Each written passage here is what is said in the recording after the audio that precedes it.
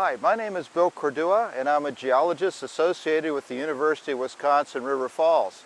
My purpose in this series of short videos is to acquaint you with the wonderful geology that surrounds us all the time here in Pierce, St. Croix County. Today, we're down in Glen Park in River Falls, Wisconsin, right here looking at the lower falls. This has been a popular place for gathering and for recreation for River Falls residents ever since the town really began. And we have these beautiful waterfalls coming over this rock in a wonderful canyon. The water power represented by these waterfalls through town was very important to the early settlers. They dammed up most of these streams for power for grist, for timber, and for milling of flour. There was once a large dam here, as a matter of fact, but flooding eventually washed it away, and once that happened, the river reoccupied its valley and these falls re-emerged from that. There are also a similar series of waterfalls underneath Lake George and River Falls that are currently under that reservoir but would be exposed if the dam were ever removed. Well, the bedrock here is the oldest rock we see exposed in the River Falls area, and it's a rock formation called the Prairie du Chien group.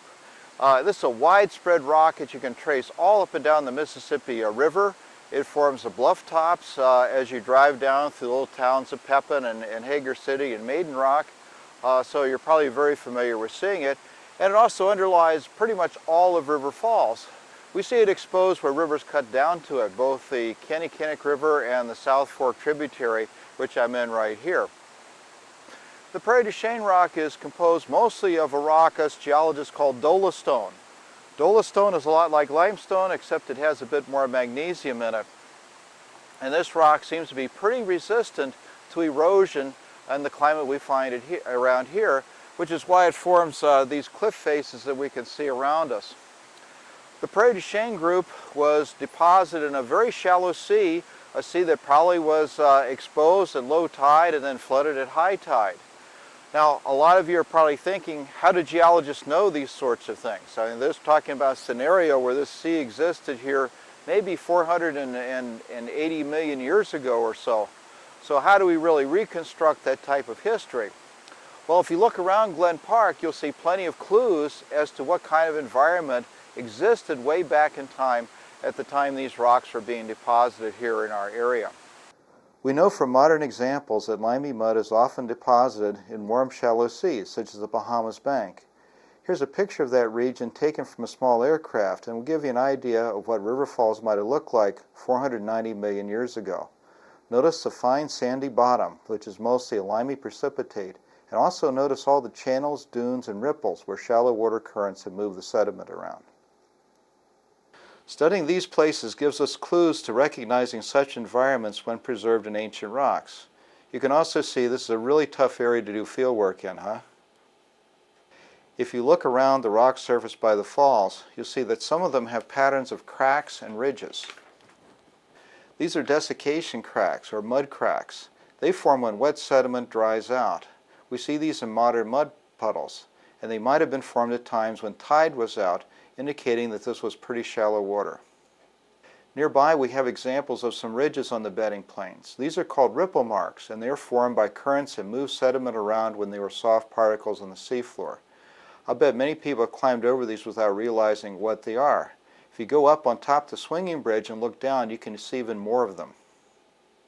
You can see the ripple mark surface on the bedding plane right under the bridge. It's hard to imagine that this was an ocean current washing a tidal flat millions of years ago. But there are other clues in these rocks that tell geologists more about the ancient environment. Here's a view taken underwater in the Bahamas. There's plenty of life there. Was there life here too when our rocks were being deposited? If so, can we find their fossils? It turns out that there are some fossils in these rocks, but we have to go to another part of Glen Park in order to see them. Well, right now I'm down at the mouth of Bartosh Creek, just below the lower dam along the Kennebec River. This is a popular place not only for fishermen, for people to put kayaks and canoes into the water for the beautiful float trip down the Kenny. But this rock exposure right here is certainly worth looking at. The mouth of Bartosh Canyon is a place where the river flows right across some bedding plains within the Prairie du Chien group. You notice here the bedding planes are not actually flat. They slope a little bit this way, which is unusual, and then they come back up on the other side. And that's because of this structure behind me. Now if you do look around on these rocks, you'll be able to see evidence of mud cracks, you'll be able to see evidence of ripple marks and such, as we saw at the last exposure. But this particular mound here is pretty unique because it has some fossils in it. These are fossils that are called Stromatolites, and you can find them by just looking at the wavy marks on top of that polished rock surface, as we'll look at here in just a moment. Notice the strange patterns on the rock surface. These are what geologists call stromatolites. They are deposits made by photosynthesizing microorganisms, which we call cyanobacteria. These little fellows build mounds made out of sticky mud on the seafloor and are often large enough to form small reefs. This curving surface is the top of one of these reefs, and the whole bedding plane here in the river is made of many stromatolites. This is a stromatolite in side view, which is exposed on a cliff face downstream from Clifton Hollow. The rhythmic banding makes these mounds look a lot like cabbage heads in side views. Stromatolites are fossils that tell us that this formed underwater, and the water needed to be shallow enough for photosynthesis to occur. But what evidence is there that this was salty and not fresh water? One of the layers in Bartosh Creek exposes these square holes. This layer has since eroded away, but luckily I photographed it. These squares are formed by salt crystals that were deposited in the mud when it was soft sediment. This tells us not only that the water was shallow, but it was also salty. The salt is now long gone, but the imprints remain.